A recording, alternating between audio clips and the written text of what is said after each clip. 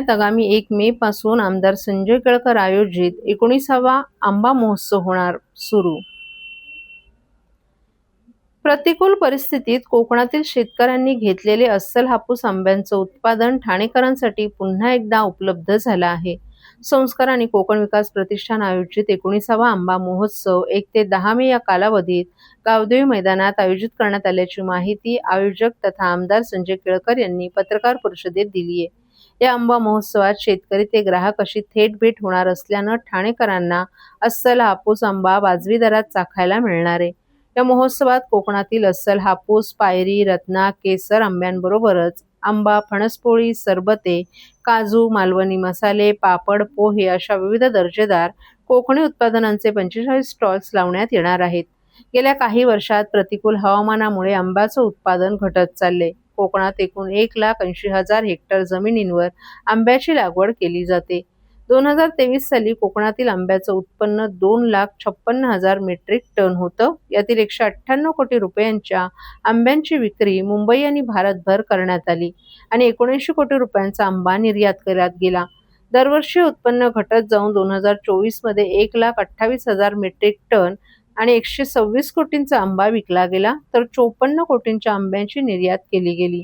2025 मध्ये उत्पादन 1,10,000 metric ton झालं असून 100 कोटी रुपयांची आंबा विक्री देशभर केली गेली, तर 45 कोटी रुपयांचा आंबा निर्यात केला गेला। यावर्षी अवेळी पडलेला पाऊस, ढगाळ वातावरणामुळे काही ठिकाणी मोहर जळून गेलाय, तर काही ठिकाणी फळगळ झालीय आणि थ्रिप्स रोग, तुटवडा कीटकांच्या प्रादुर्भावामुळे 15%च आंबा पीक हाती लागले। त्यामुळे मागील 11 वर्षापासून सातत्यानं कोकणातील शेतकरी आर्थिक संकटात आहे। त्यामुळे या साऱ्या परिस्थितीचा चोखंदळ आणि समंजस ठाणेकर सहानुभूतीने विचार करेल आणि आपली जास्तीत जास्त खरेदी आंबा महोत्सवात करून कोकणातील शेतकऱ्यांना पाठबळ देईल असा विश्वास आमदार संजय केळकर यांनी व्यक्त केलाय। या पत्रकार परिषदेत संस्कार सेवाभावी संस्थेचे अध्यक्ष आमदार संजय केळकर यांच्यासह आमदार निरंजन डावखरे, माजी उपमहापौर सुभाष काळे तसंच ओंकार चव्हाण आदीही उपस्थित होते।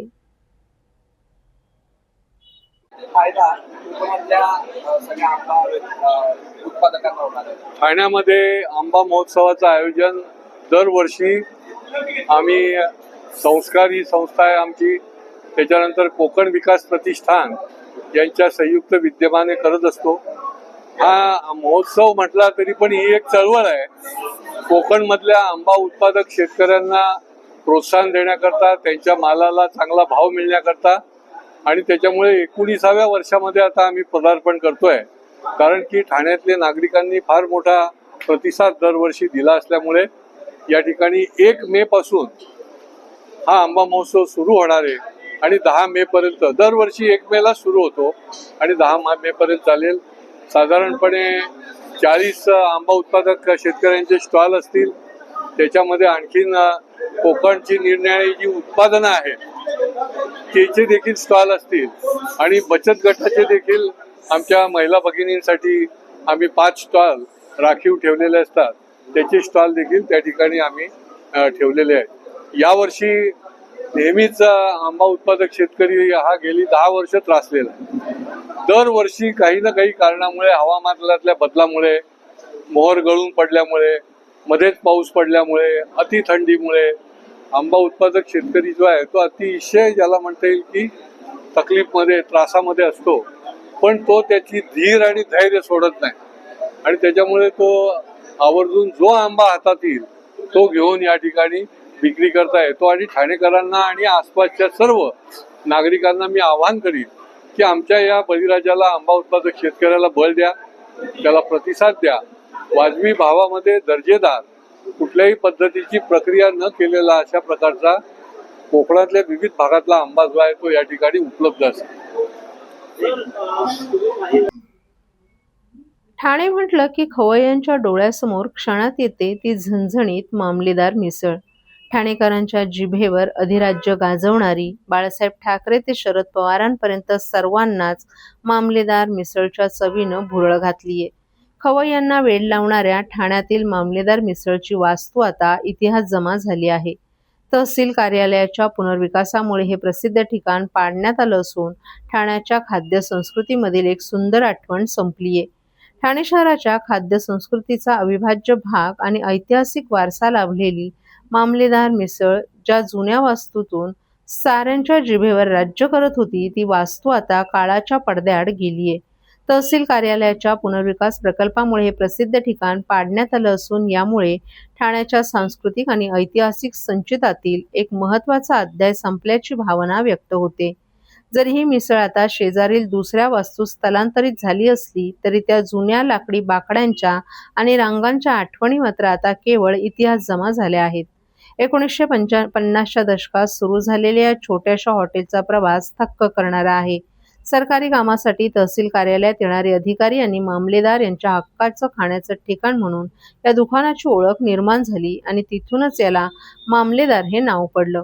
केवळ चवच नाही तर या ठिकाणाने महाराष्ट्राच्या राजकारणातील अनेक स्थित्यंतरेही जवळून पाहिली आहेत. सर्व नागरिकांना आवाहन करण्यात येत आहे की सध्या डासांमार्फत पसरणाऱ्या डेंग्यू या आजाराचा प्रसार रोखण्यासाठी प्रत्येकाने पुढीलप्रमाणे कार्यवाही करावी. डेंग्यू आजार एडिस इजिप्ती हा डास चावल्याने होतो. या डासांची पैदास साचलेल्या किंवा साचवलेल्या स्वच्छ पाण्यामध्ये होते.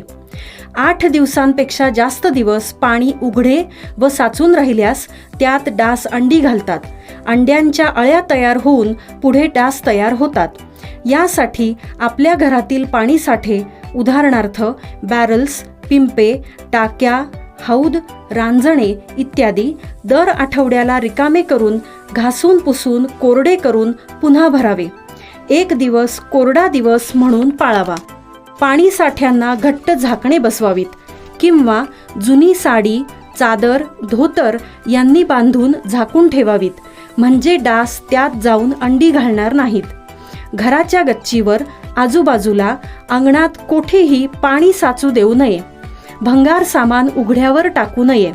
उदाहरणार्थ टायर्स, प्लास्टिक सामान, कुंड्या, टाकाऊ वस्तू इत्यादी.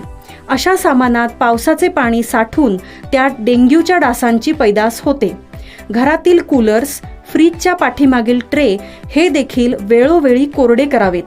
लक्षात ठेवा, नुसत्या फवारणीने डास घनता कमी होत नाही, तर त्यासाठी डास पैदास ठिकाणे नष्ट करणे ही आपल्या सर्वांची जबाबदारी आहे. कोणताही ताप अंगावर न काढता जवळच्या शासकीय रुग्णालयात मोफत औषधोपचार घ्या. अशा प्रकारे नागरिकांनी सहकार्य केल्यास डेंग्यूचा प्रसार रोखणे सहज शक्य आहे.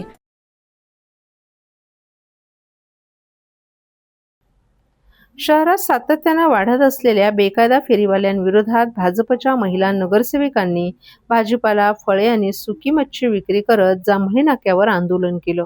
तसंच फेरीवाल्यांविरोधात कठोर कारवाई करण्याची मागणी केली. तसंच महापालिकेच्या महासभेत सातत्यानं कारवाईची मागणी करूनही प्रशासनाकडून फेरीवाले हटवण्याकडे दुर्लक्ष केलं जात असल्याबद्दल संताप व्यक्त केला. फेरीवाल्यांना आश्रय देणारा आका कोण आहे असा सवालही त्यांनी यावेळी व्यक्त केला. भाजपच्या नगरसेविका नम्रता कोळी, प्रतिभा मडवी, मृणाल पेंडसे, उषा वाघ यांच्याबरोबरच सुनेश जोशी यांनी आंदोलनात भाग घेतला. आंदोलनात भाजपचे शहर उपाध्यक्ष जयेंद्र कोळी आणि विशाल वाघ यांनीही सहभाग घेतला. ठाण्यात बेकायदा फेरीवाल्यांचा प्रश्न गंभीर झालाय. दररोज कोटनाका ते ठाणे रेल्वे स्टेशनपर्यंत प्रवासासाठी दररोज सकाळ आणि सायंकाळी अर्धा ते पाऊण तास लागतो. काही फेरीवाल्यांकडून दादागिरीही केली जाते. या प्रश्नांकडे नगरसेविका नम्रता कोळी, मृणाल पेंडसे, प्रतिभा मडवी, सुनेश जोशी यांच्यासह नगरसेवकांकडून आवाज उठवला जात होता. तर जांभळीनाका परिसरात बांगलादेशी नागरिकांचाही फेरीवाला म्हणून वावर असल्याचा आरोप नगरसेविका मृणाल पेंडसे यांनी केला होता.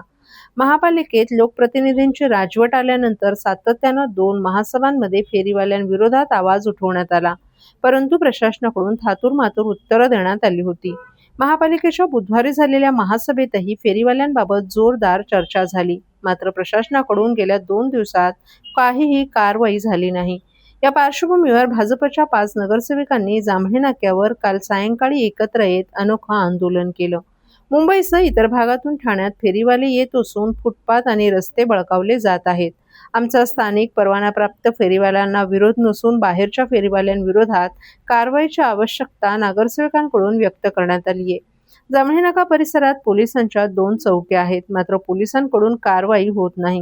या ठिकाणी फेरीवाल्यांकडून हप्ता जमा केले जात असून हप्ते वसुली करणारा आका कोण आहे, असा सवाल या नगरसेवकांनी उपस्थित केलाय. बेकायदा फेरीवाल्यांवर महापालिकेकडून किती वेळात कारवाई केली जाते याची माहिती घेण्यासाठी आज हे आंदोलन करण्यात आल्याचं नम्रता कोळी यांनी सांगितलं. ही आंदोलन करायची वेळ आमच्यावर का आली? वारंवार जेव्हा लोकप्रतिनिधी महासभेमध्ये आवाज उठवतात त्यांच्यावर जर त्यांचं ऐकलं जात नाही तर खरोखर याच्यामध्ये काहीतरी काळबेर आहे हे तर समजायला पाहिजे. कारण का हे जे अनधिकृत फेरीवाले, मी वारंवार हा शब्द वापरते, तुम्ही लक्षात घ्या, अनधिकृत फेरीवाले, बायोमेट्रिक महापालिकेचा सर्वे झालेला आहे. त्या फेरीवाल्यांना कुठे बसवलेलं आहे? दाखवतील, महापालिका प्रशासनाने दाखवायला पाहिजे त्यांना जागा कुठे अलॉट केलेली आहे. पण नाही, हे जे अनधिकृत फेरीवाले येतात जे बाहेरून, त्यांची संख्या तुम्ही बघायला जाल तर बायोमेट्रिक सर्वे झाल्यानंतर यांची संख्या जवळजवळ 5 पट 10 पटीने वाढलेले आहेत. आणि यांचा आका कोण आहे? कोण यांना बसवतं? कारण का हे जे फेरी आम्ही जेव्हा आवाज उठवतो तेव्हा हे जे कारवाई केल्याचे, अतिक्रमणची कारवाई केल्याचे जेव्हा आम्हाला नाटक करतात, सीन क्रिएट केला जातो, त्यांचा माल उचलतात. कोणाचा फोन येतो त्यांना? दाखवावं त्यांनी, सांगावं प्रशासनाने का त्यांना कोणाचे फोन येतात आणि कोणाच्या फोनच्या वरून ते त्यांचा माल सोडला जातो. त्यांच्याकडून दंड कारवाई उचलली जाते का? नाही. हे लाखो करोडोची उलाढाल आहे. याच्यामध्ये पालिका प्रशासन आणि जे आका आहेत सोकळ, जे या अनधिकृत फेरीवाल्यांना बसवतात हप्ते वसुली करून, यांच्या सगळ्यांचा मिलीजुली भगत आहे. आणि त्याच्यामध्ये आम्ही ही कारवाई, आमचं हे आंदोलन असं चालूच राहणार आहे जोपर्यंत याच्यावर काही ठोस कारवाई केली जाणार नाही. वारंवार प्रशासन जागा होत नाहीये.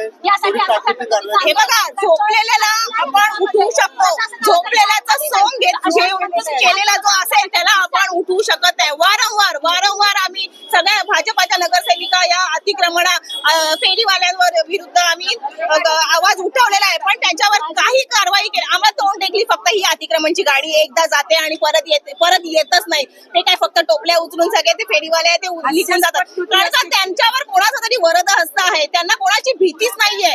कोणाचं हे सगळं चालू आहे हे सगळं शोधून काढायला पाहिजे. याच्यामध्ये खूप मोठं काळबेर आहे, खूप करोडोची उलाढाल आहे. आणि ह्याच्यामध्ये कोण इन्व्हॉल्व आहे हे ठाणेकर जनता म्हणजे हे आहे, त्यांना सगळं समजतंय, सगळं दिसतंय, पण ते करू शकत नाही काही. स्थानिक अहो, आम्ही जेव्हा निवडणुकीच्या वेळेस प्रचाराला जात होतो, आमच्या प्रभागातील जवळजवळ सगळे नागरिक आम्हाला बोलत होते, एवढी इथे मेन मार्केट आहे, आम्हाला चालायला जागा नसते, एवढं अतिक्रमण झालेलं आहे सगळीकडे. तर इथून जर TMT बस जी जाते, इथून जांभळी नाका मार्केट मधून ती स्टेशनला पोहोचायला जवळजवळ अर्धा तास लागतो बसला. मग हा नवीन रस्ता रुंदीकरण करून उपयोग काय आहे?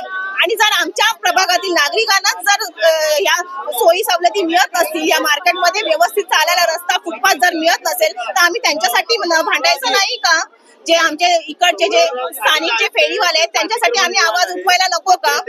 आणि योग्य स्थितीने, योग्य पद्धतीने बायोमेट्रिक सर्वे झाला पाहिजे आणि आमचे जे आहेत फेरीवाले इकडचे स्थानिक, त्यांना न्याय मिळाला पाहिजे असं आमचं म्हणणं आहे. एकनाथ हिरक आरोग्य वर्षानिमित्त तसंच राज्याचे परिवहन मंत्री प्रताप सरनाईक यांच्या वाढदिवसानिमित्त ठाण्यात दिव्यांग बांधवांसाठी मोफत मॉड्यूलर हात आणि पाय वाटप शिबिराचं आयोजन करण्यात आलं होतं. हा महत्त्वपूर्ण सामाजिक उपक्रम शिवसेना वैद्यकीय मदत कक्ष, डॉक्टर श्रीकांत शिंदे फाउंडेशन, आरोग्यदूत फाउंडेशन आणि रत्नानिधी चॅरिटेबल ट्रस्ट यांच्या संयुक्त विद्यमानं राबवण्यात आला.